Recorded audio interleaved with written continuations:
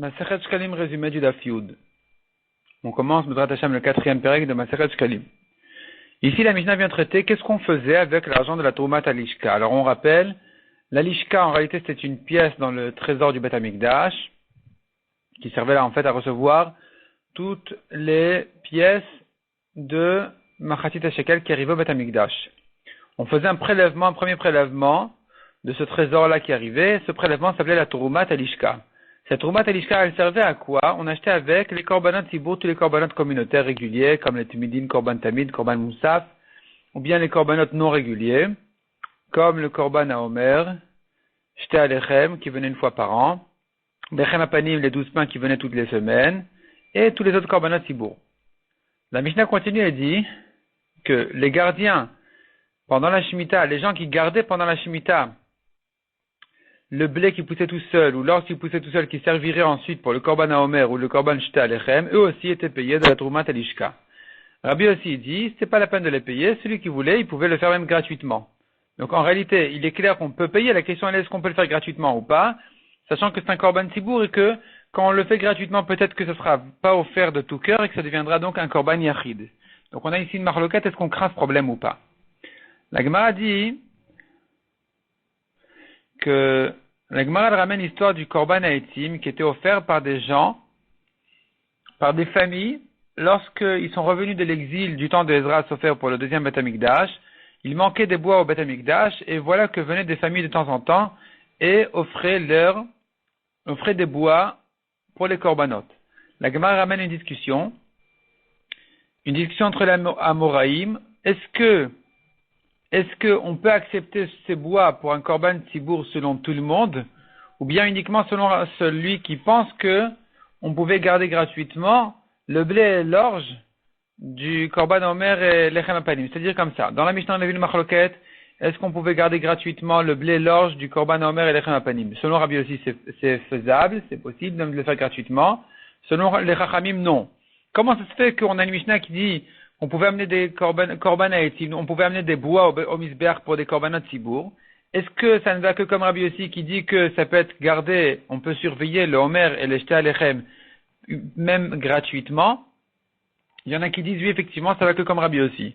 La Gemara dit non, cependant on a Rabbi là qui dit que même les Chachamim sont d'accord en ce qui concerne les bois qui ne sont pas le korban lui-même, qui ne sont que un hercher du korban, la préparation du korban. Selon tout le monde, ça peut être offert gratuitement. La Gemara ramène encore d'autres exemples où on aura cette même discussion-là. La maman du Kohen, elle pouvait lui préparer une tunique et l'offrir au tibour pour qu'il fasse un korban tibour avec. À nouveau, nous avons ici une discussion. Est-ce que cette halakha-là, elle est valable selon tout le monde? Parce qu'on fera la distinction entre le korban lui-même et la tunique qui n'est pas le korban lui-même, qui n'est que la préparation du korban. Et si on fait cette distinction, alors en ce qui concerne les préparations des korban selon tout le monde, ça peut être offert correctement, ou bien on ne fait pas de distinction, on dit que non, ça ne va que comme Rabbi aussi qui permet pour un korban tibour de l'offrir, un particulier d'offrir un korban tibour. Ici aussi, cette halakha ne va que comme Rabbi aussi qui permet à la maman du Kohen d'offrir cette tunique-là au tibour, au public. La Gemara ramène encore un autre raisonnement autour de ça, qui est de dire que les familles qui avaient des dates fixes pour amener leur korban à Etzim, pour amener leur bois, avaient ces dates-là, considéraient ces dates-là comme des jours de fête. Et ces jours de fête-là étaient respectés même après la destruction du Beth Amikdash. Donc certainement, c'est qu'on en faisait de leur bois un korban tibour, parce que si c'était pas un korban tibour, pourquoi est-ce que ces jours-là étaient un jour de fête tellement important, à tel point que c'était surveillé même après la destruction du Beth Amikdash? C'est pas possible. Certainement, c'est qu'on en faisait un korban tibour, et que donc, même après la destruction du Beth Amikdash, le jour de fête était encore tellement grand qu'on le gardait encore. Et donc, on a d'ici la preuve qu'il faut distinguer entre le korban lui-même, où uniquement Rabbi aussi permet à un particulier de l'offrir au tibour, mais selon les Chachamim, c'est pas possible. Tandis que quand il s'agit du bois, selon tout le monde, une famille peut venir offrir du bois au misbéach, et on ne craint pas que ce ne sera pas offert correctement. Donc avec ça, on a terminé ce premier sujet-là du DAF. À savoir, est-ce que on fait la distinction entre le korban lui-même et la préparation du korban pour l'offrir au tibour. Ensuite, l'Egma ramène Rabbi Ishmael qui tient que le korban à Omer, donc l'offrande d'orge, la farine d'orge qui vient à Pessah, selon Rabbi Ishmael, on ne peut pas l'amener dans dehors d'Eretz Israël. La Gemara elle ramène là-dessus que, donc selon Rabbi Ishmael, on ne peut pas l'amener même de Souria, même d'à côté d'Eretz Israël. Et la Gemara dit que selon Rabbi Ishmael, puisque ça ne vient que d'Eretz Israël, eh bien, c'est une mitzvah de récolter donc d'Eretz Israël, même pendant la Shemitah quand on n'a rien. Si on n'a pas, donc puisque finalement on ne peut pas amener dans dehors d'Eretz Israël, on va récolter même pendant la Shemitah cette farine-là d'orge pour la mitzvah. De même, selon Rabbi Ishmael, même pendant Shabbat, si ça tombe Shabbat, le 16 Nissan, on va récolter pour cette mitzvah du Korban à Omer. La Gemara ramène une comparaison entre cette halakha de Rabbi Ishmael et ce qu'on a vu dans la Mishnah, que on devait payer de la Troumat Elishka pour les gens qui gardaient l'orge du Omer et du Shta Alechem. Donc certainement c'était parce que on pouvait pas venir dans dehors d'Eretz Israël, donc il fallait garder même pendant la Shemitah ce qui poussait ici. Mais la Gemara elle repousse cette preuve-là en disant, des fois on ne trouvait pas ailleurs, donc il fallait surveiller de toute façon selon tout le monde. Là on trouvait même en Eretz Israël, donc c'était là où revenait la question, est-ce qu'il devait être payé de la Troumat Elishka, oui ou non. La Gemara ensuite pose une question, est-ce que selon Rabbi Ishmael qu'il y a une mitzvah obligatoire de récolter le Homer, est-ce que si on n'en a pas, est-ce qu'on va le semer a priori pendant la Shemitah, oui ou non, ou bien on ne va pas on va pas permettre tellement, on va pas aller si loin, de permettre même de semer pendant la Shemitah le Homer. La Gemara reste là-dessus en question. La Gemara ensuite dit, elle décrit de quelle manière exactement on payait les gens qui s'occupaient de cette orge-là, de ce blé. On les payait de l'argent de choulin, on empruntait de l'argent, on payait avec ça les gens qui travaillaient, qui surveillaient, et ensuite, une fois qu'on obtenait déjà la farine prête pour le korban, c'est là on prenait la Troumat Elishka, l'argent qui a une Kedusha, on transférait la Kedusha sur la farine. Parce qu'on ne pouvait pas transférer la Kedusha sur le travail, qui est abstrait, il fallait la transférer sur la farine qui est concrète.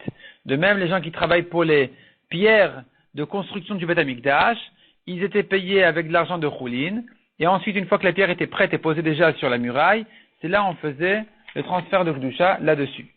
Mishnah suivante, la vache rousse, le bouc émissaire, la laine qui était attachée qui était jetée, dans le feu de la vache rousse, tout ça était payé par la Troumat Elishka. Par contre, le pont qui était construit pour la vache rousse ou pour le bouc émissaire, de même la laine qui était attachée entre les cornes du bouc émissaire, de même toutes les constructions, déjà le canal d'eau qui traversait la Hazara, ou bien les murailles de la ville, les tours et tous les besoins de la ville, tout ça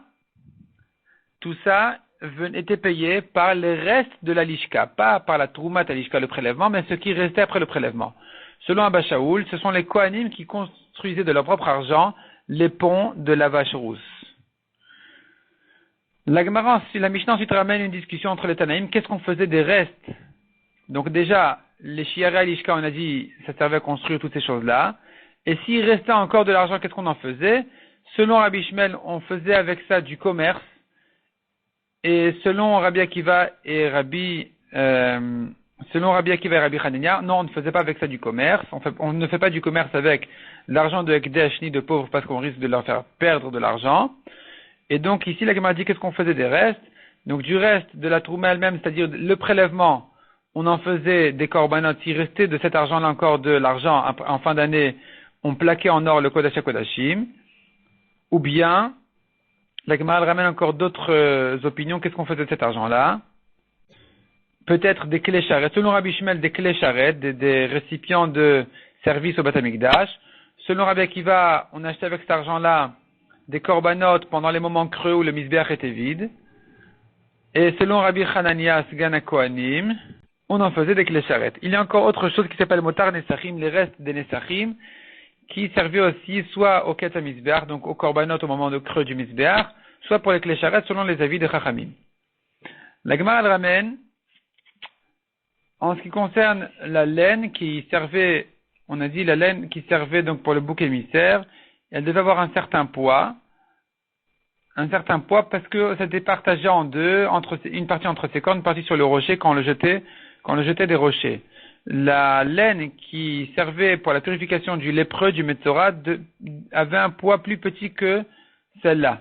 La laine maintenant de la vache rousse qui était jetée donc dans le feu de la vache rousse, elle était plus lourde, elle pesait 2 slaïm, le double ou même plus que ça, que la laine qui servait au bouc émissaire.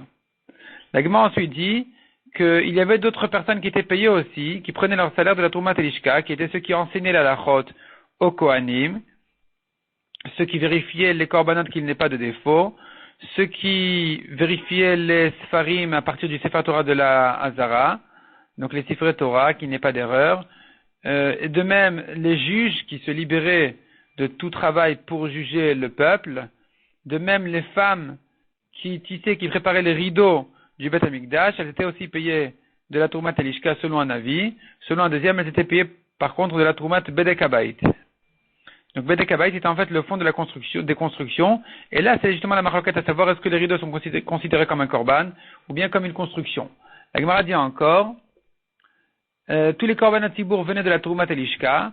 Par contre, les clés charrettes, les récipients, les ustensiles de service, dont le misbach hazav aussi, venaient des motar nesachim, qui est une notion qu'on n'a pas encore vue, qui sera traitée dans les datim suivants. Toutes les constructions, dont le misbach haola, le grand misbéach, le echal, les hazarot, tout ça venait des restes de la lishka. En dehors des hazarot, ça venait déjà d'un autre trésor, qui était le trésor de la ville de Yerushalayim, donc le Bedek Habayit. La Gemara demande, mais pourtant, la Gemara ne comprend pas comment ça se fait que celui qui profitait des pierres du Misbéar, du Echal et des Hazarot, il y avait dessus une Meïla. Puisque ça ne venait que des restes de la Troumat Elishka, donc pas de la Troumat Elishka, mais de ce qui reste ensuite, après ce prélèvement-là. Donc on ne comprend pas pourquoi est-ce qu'il y avait dessus une telle Kedusha à tel point qu'il y avait là-dessus une Meïla. La Gemara dit encore, elle ramène une Machloket Tanaïm d'abord entre Rabbi Meir et les Chachamim. En ce qui concerne les korbanot, si on a fait un korban alors qu'il manquait dans le echal, le shulchan, ou la menorah, ou les mizbechot, ou la parochet, selon Rabbi Meir le korban il n'est pas soul, selon Chachamim il n'est pas soul que s'il manquait le kior qui servait à se laver les okanim, les mains, les pieds, mais pas s'il manquait dans le echal, toutes ces choses-là. La Gemara dit, cependant en ce qui concerne les services qui étaient faits dans le kodesh lui-même, sur le shulchan, ou la menorah, ou les mizbechot, là-dessus nous avons une machloket entre la moraim, qu'est-ce qui doit être placé vraiment à sa place pour que le service soit valable, et quel service est valable même si ce n'était pas placé à sa place.